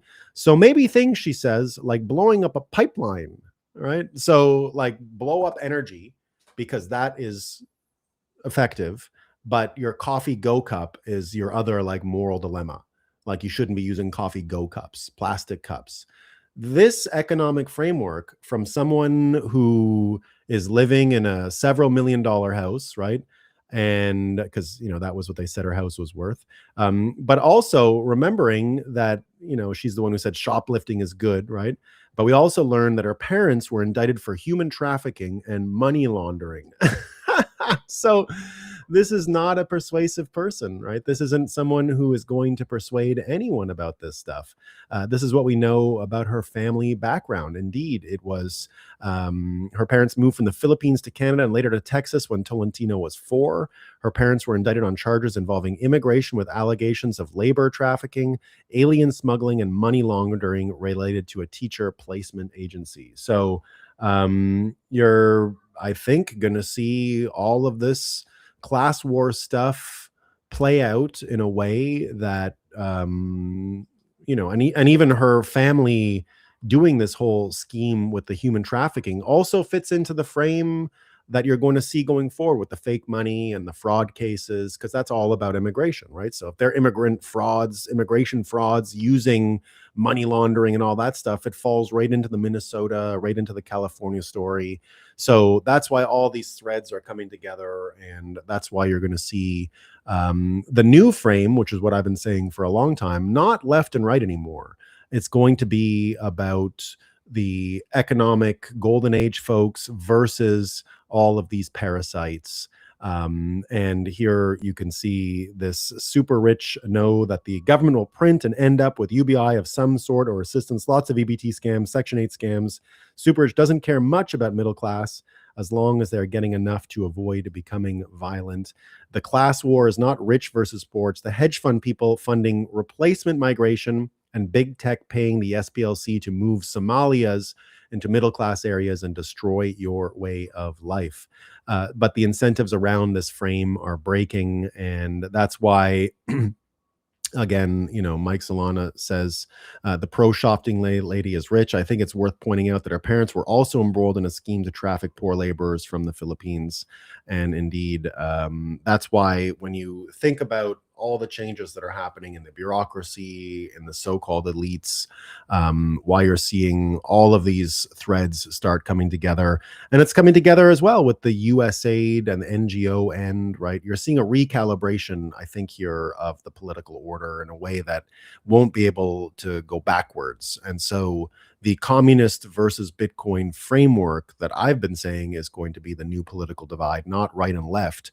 It's going to be energy or no energy, power versus no power, and, you know, electricity versus no electricity. So people are going to align with that much more, and it's going to be a very obvious choice. And that's why I continue to predict that all of this stuff is coming out the way it is, and we're having a complete recalibration of government and how we think of it as a result. That's why this story about USAID and the nonprofits and they can't find a job, right? This thing after USAID's death, fired workers can't make money. They're working for $19 an hour because just like that, whatever her name is, Tarantino or whatever, what's her Tolentino, here, that the idea that we've been ruled by a bunch of extremely mediocre, mostly female Marxists, when you kick them out of their political connected sinecures, they are valued by the free market at about 19 US trash tokens an hour.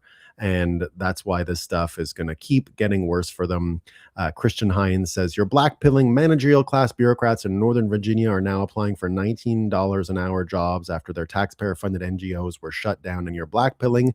As an aside, it's worth noting that the transformation of the less omnicause messaging from gay race communism to third worldism coincides almost perfectly with the ending of USAID. The former was sustained by your tax dollars. The latter will be sustained by the constant influx of foreigners until that spigot too is finally shut off. And indeed, I think it's going to be shut off because that's where this fiat thing came from. That's why this thing was so distorted. New York Times frames this as USAID employees had a quasi property right to high paying taxpayer funded jobs. In reality, this tells a darker story. We have spent a half century debt financing a managerial class of leftists whose only qualifications are ideological. And that was the alignment with power. These weren't real organic ideas. No one actually believed any of this stuff. Power was there. There were jobs. And that's why moving things to a blue collar, energy-based system is going to alter politics more than any argument, more than any fake podcast, more than any of this stuff. And none of it worked in the end as far as the brainwashing. That's why, remember, it was millions will die if we cut US aid. In the end, it's just that people can't get jobs and they're too shitty and the market doesn't value them and nobody cares. And that's why things are changing in that direction. And when you get rid of all these government workers, you're already seeing the signs that they're not going to be put back. They're not going to be replaced. You've already got UAE. Here's Sheikh Mohammed talking about the entire government in the UAE moving to agentic AI. Now, what I said was this was the main story of the recalibration of the federal government and Washington, D.C. We basically created the bureaucracy as a form. It took its form to win World War II. We destroyed World War II. And after that, once World War II, when we destroyed the Nazis, we never shut off the systems. We kept that bureaucracy that won World War II. We kept them all in place. And I've been saying for a long time that that's what you're going to see destroyed as a result of this Bitcoinization of the economy. You're going to see the needle completely go in the other direction. We're not going to have much of a federal government. The federal government has now shrunk to 1960s levels. It's not coming back. And that was one of the big obstacles to changing the political situation in America. That's why I'm looking at counter forces that could possibly enter the conversation in the next few months or few years. And I just don't see them. The media is not strong enough. That's cracked. The podcast thing is not going to work out for the fake Joe Rogan situation. Funding inside MAGA looks like that's going to dry up too. So you're going to see a consolidation around politics more than you ever have. You're going to see a golden age group that wants a lot of electricity, and you're going to see the sludge people, parasites on the other side. And that's the framework going forward. And there's not going to be this managerial professional class anymore. They're getting liquidated. The whole aspect of the blue collar folks are going to take over this entirely. And here, indeed, this is the moment authoritarian governance starts winning the AI transition and democratic systems have no clear counter. The UAE just showed everyone that AI native government looks like when implemented by a state that doesn't have to negotiate with public sector unions, doesn't have to manage electoral cycles, doesn't have to defend legacy institutional infrastructure, and doesn't have to balance competing political coalitions. 2-year timeline, 50% of operations on autonomous systems, named senior leadership, dedicated task force, coordinated execution from the top. I actually know the guy in charge of the AI stuff over in UAE. And so that's why it's headed in that direction. Here's the opposite direction. This is the opposite direction. And it's South Africa, obviously. South Africa now, yesterday, first of all, everyone uses Bitcoin in South Africa because it's a failed state. So you've got UAE that doesn't even want its state anymore. They're going to replace it with AI. And then you've got South Africa betting on its capacity to put Bitcoin controls in its bureaucracy and in its rules and in its state functions. Here you're seeing South Africa National Treasury and South African Reserve Bank have introduced draft capital flow management regulations. They're all going to follow them. The proposal would require disclosure of crypto holdings. Oh, we have to tell the South Africans, if you're South African, don't forget to tell your government how much Bitcoin you have, guys. Under the draft, investors may not buy, sell, lend, or transfer crypto above the threshold without permission, except through approved providers. Transactions would require a stated purpose, and using funds outside the purpose would trigger mandatory resale. Cross-border transfers and payments using crypto would be banned without approval. So obviously this is going to fail. It's not going to work. And the South African plan here is just to fail as a government and have everyone ignore them. And that's the worst case scenario for America if any political thing happens that would take away and change the trajectory we're on, but I don't expect it to. So again, that's why you're seeing these changes and this transfer of systems, really. And so there you go. Interesting stuff. And then, just looking and looking at the cross section of what's out there. You had the governor's debate in California. This is the leading Democrat, I think, Katie Porter. Here she is advocating for truck drivers who can't speak English. This is not going to win. This is not a winning argument anymore. This is not aligning with power, and everything is moving towards this alignment with power. So that's the deal.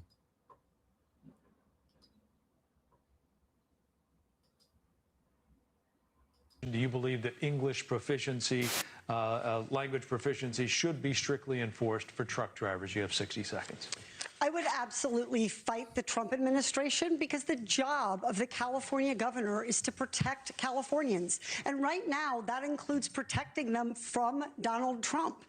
Protecting Californians also includes enforcing traffic laws. And we've seen sometimes a need for oversight in California. For example, we have seen that the Department of Motor Vehicles was not enforcing rules around DUIs and drivers who had convictions for that. I am stunned that Mr. Bianco would say to Black and brown Californians and immigrants who are being terrorized and racially profiled that you have to get over racism.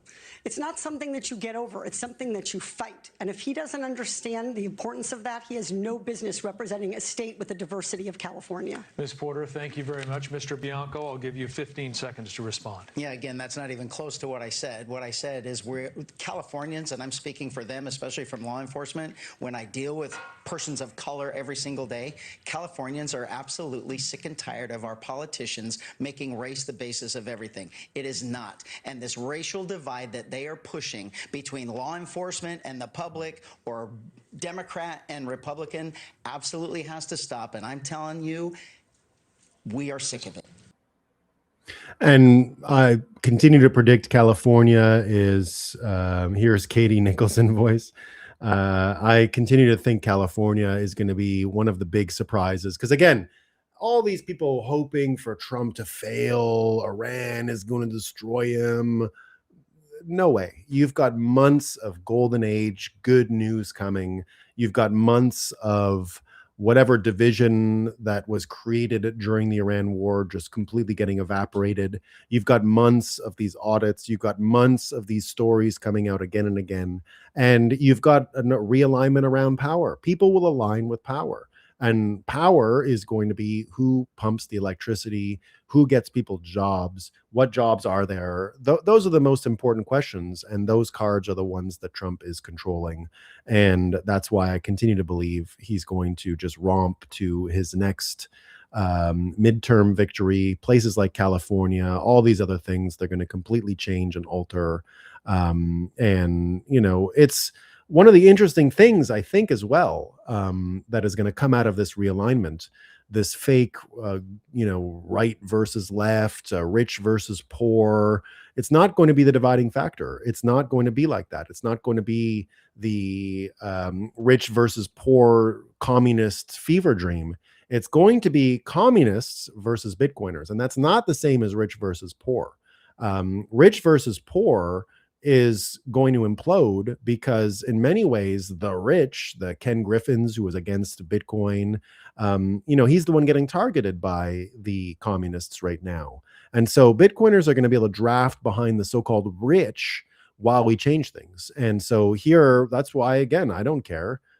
This is the old fight that's erupting in politics, but this creates the circumstance where the blue collar world of Bitcoin, the blue collar world that supports energy, is going to be able to come up the middle here and create the new coalition. It's not a Wall Street coalition. This isn't Bitcoiners siding with Wall Street. Wall Street sided with us. That they need us to survive. We don't need them, and they need us to survive.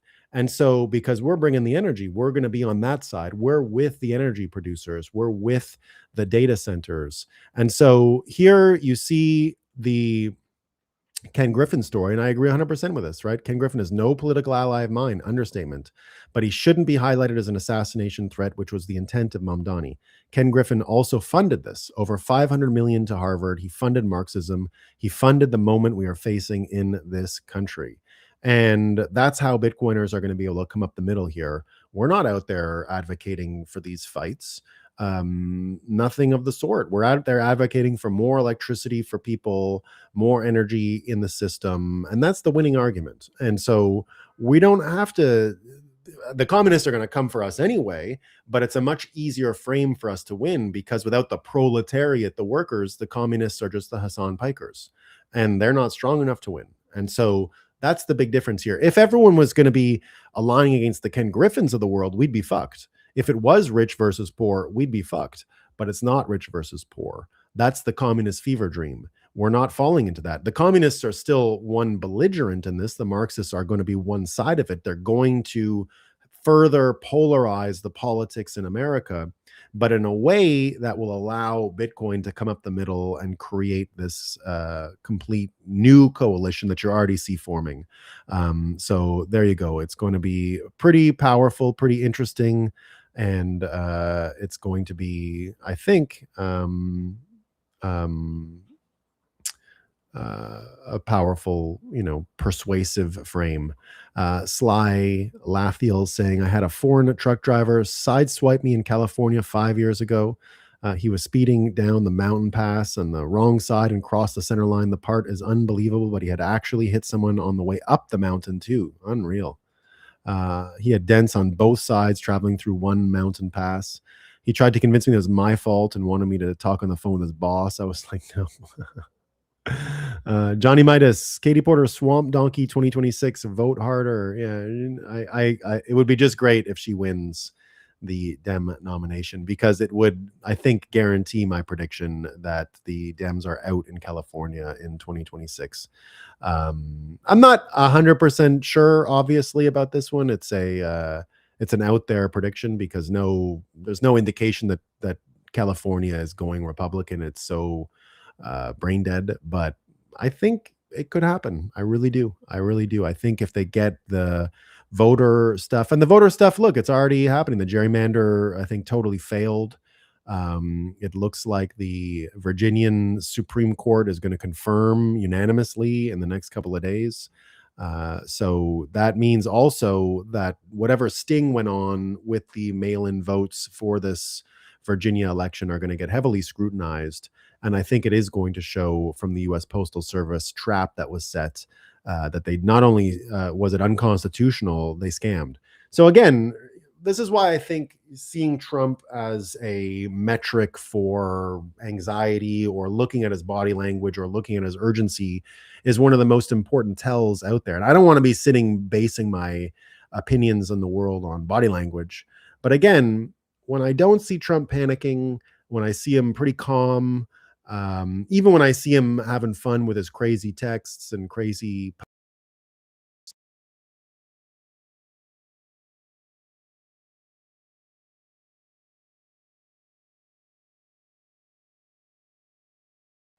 I don't know what that was, guys.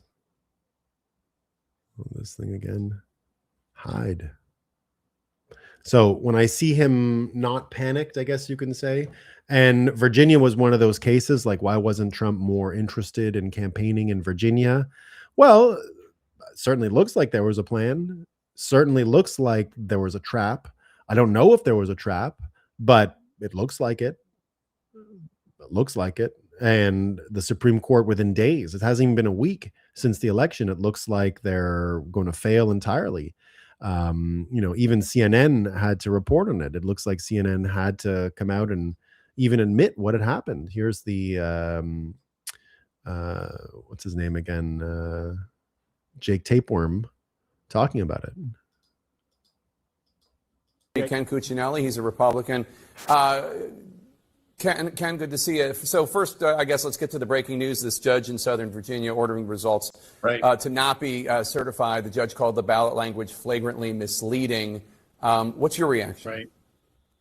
Well, it certainly was flagrantly misleading, but my basic reaction is that I appreciate lower court wins, but the Virginia Supreme Court is going to decide this. And to Terry's point about, well, hey, if they didn't decide it before, there's a reason the Supreme Court held off until after the vote. Over 100 years of Virginia legal precedent says that the vote in a referendum is part of the legislative process. It's analogous to a governor signing a bill. You don't sue on a bill that hasn't passed yet. So what they've done here in terms of timing is very much in keeping with the Virginia legal history. What isn't in keeping with Virginia legal history is how this General Assembly has so blatantly ignored the requirements of the Constitution to amend the Constitution. So I think it's highly likely that this will be overturned probably in May. So CNN's Manu Raju press. So I think that's the case. I think it will be overturned shortly. And so, again, just judging on body language, usually a pretty good indication of what's going on. So there you go. No panicins. So here we see from folks chatting, lots of people got hit by illegal drivers. Jack 2K as well here, saying I had a semi-truck driver hit me, no driver's license, no registration on his rig, and no insurance coverage whatsoever. Crazy, crazy, crazy. CB Van does not live in a forest. He got bit by a tick just now. Hate, hate, hate. Gross. We hate the ticks. Don't we hate the ticks? Hate the ticks. UAE automating their government combined with 4-star admiral pulling Bitcoin as system security. Very bullish week. Yeah, but elections are stupid, right? Very stupid. People asking if CB lives in the woods. No, not really. Decent sized forest with an eyesight, but mostly cornfields and soybeans. We've been playing badminton with my little one after school every day this week. I suppose that's it. There you go. And yes, my serve is fire in your face. And it sounds like CB Fan's got some magician work today. We love magicians. We love magician work. We love the magician work. JJ Fox, why wouldn't they have fake elections with all we know about the corruption? It only stands to reason. Yeah, there you go. There you go. Good session, Nolan. Interesting cornucopia of information. Yeah, there you go. Does Steve Hilton have a chance? Spencer Pratt seems like he does, but I don't know about Steve. I think he does, Mudcast. I think he does. Again, if they manage to do these stings with the votes, and apparently the Virginia one was clearly scammed as well. And if what Trump is doing with the Postal Service works the way I think it will, then yeah, I think, and if they can get voting machines canceled by then, and if they can get voter ID by then, which all of this is still possible, then I do believe that California will go red and that indeed Hilton or the other fella can win. I think if you had something like a credible election with auditability, he would win, right? So there you go. I've only seen it on YouTube. What was that from?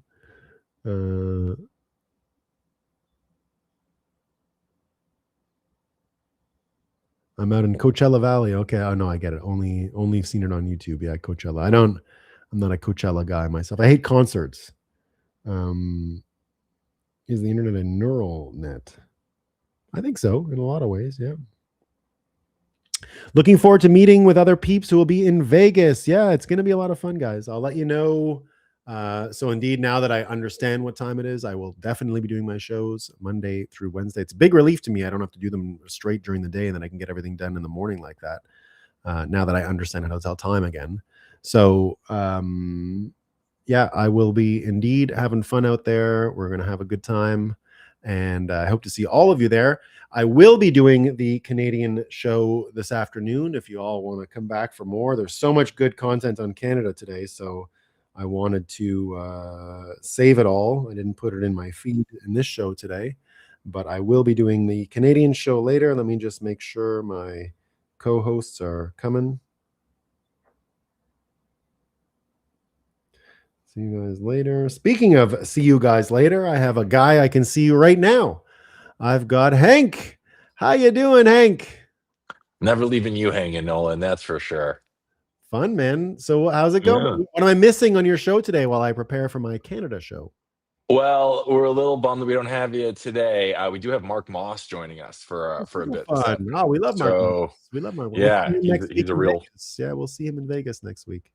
Yeah, smart guy. So we're excited to have him back. Walker is out today, unfortunately, so we don't get to wrap up our week with him. But I got Fernando, the Bitcoin Libertarian, on, and then we got Mark Moss for at least an hour. So I'm already been gathering questions from everybody on the team. A lot to ask him. You're going to learn a lot from Mark Moss. Mark Moss is great. I have a fun, I don't know, tradition, I guess, now with him where the last couple of years we've been running into each other in Abu Dhabi. And we've taken really fun walks and really good chats, and so I think of Mark Moss as a friend. I've had enough time with him outside of work spaces. I got to know Mark Moss because I produced at the time the biggest crypto event in the world. It was Consensus by CoinDesk, and he was already starting his video stuff. And he, it was such a hit in 2018. That it was a disaster in the sense that it was just too busy, it was way over capacity. We did it at the Hilton in Manhattan, and I kept, because you can't just go in and check these venues when you feel like it, right? So I'd never seen it. It was the first time we were doing the event there, and I kept telling them we're selling a lot of tickets. So I would call them and I would say we're past 8,000. 9,000. They'd say, it's a 15,000 person venue. And then there's one day in the year where you can go check it out. And I had to miss it that day because they have other events, right? So they don't just let everyone come in. And so finally, when the event happens, luckily the New York fire marshals didn't come because it was absolutely deadly how dangerous every room was. Every room. There was no getting out or in or anything. And piles of garbage everywhere because people couldn't even get to the garbage. So lunch breaks, and it was, but some people criticized it because it was too busy. New York Times did a big spread on it, a multi-page color thing. It was a huge event, but then people who were used to a little more elbow room really heavily complained. And so as a producer, you're happy about all the fun stuff, but you're like, shit, some people didn't have a good time. And so I was scanning, and doom scrolling what everyone was saying about it, because it was all over the news. It was all over everything. And I had only ever done super successful events until then. So Mark Moss was one of the people who was that was the best. So, I don't care if it was sounds like a banger. Yeah, I love the energy. And I was a sucker for that kind of review, and so I was a subscribe on Mark Moss, and that's what it took. That guy knows what he's talking about. He's super smart. He Abu Dhabi does. So no, we're excited to have him back on the show, and I'll tell him you say hello if it comes up, and say you guys Abu Dhabi talk. So we're excited. So everybody who's here at Nolan's show, stay tuned. We got Mark Moss coming up at 1:30, and a lot to talk about today. What's going on in Iran? We got this crypto fake out with Andrew Tate situation was interesting. There's a lot going on in the world about this. Tell me the Andrew Tate story. I don't know. Apparently somebody hired him as for an appearance fee through some kind of crypto exchange platform, promoting it. It wasn't Andrew Tate. So they got a fake Andrew Tate. And then there's another funny one. I don't know if you saw this Polymarket one about in France. People were predicting the weather or the temperature, and a guy found. No, that was my favorite one. Yeah. That one's great. Little heater. Yeah. It has begun. What can I get people to bet on that I can control and influence myself directly? Well, think about it. Been, they shut. There was a whole bunch of data that came from warmest year on record, and it was all because it's always airports where you put this stuff, but airports. There's literally jet engines running. Yeah, you might as well measure the sound levels there while you're at it at the airports. It doesn't make a lot of sense. Exactly. So we got a lot coming up today, Nolan. I'll let you finish up your week with your crew, guys. Stay tuned. You have a great weekend, my man. You have a great weekend. I'll see you from Vegas next week, dude. Oh, jealous. Have fun. I'll see you there. Peace. All right, bye. All right, folks, you heard Hank. That is it. Go over and check Mark Moss. It's always a great show. We love Mark Moss. He's a lot of fun. Okay, folks, Andrew Fake. Appreciate the show, guys. Good luck. There you go, folks. How many people expect at the Vegas conference? I don't know, Chef Zero. I don't know. Hard to say. All right, folks. That's all I got for today. I'll see you all in 2 hours for the Canada show. Until then, peace out, everyone. Thanks for coming. If I don't see you in the Canada show, see you Monday morning live from Las Vegas. Peace.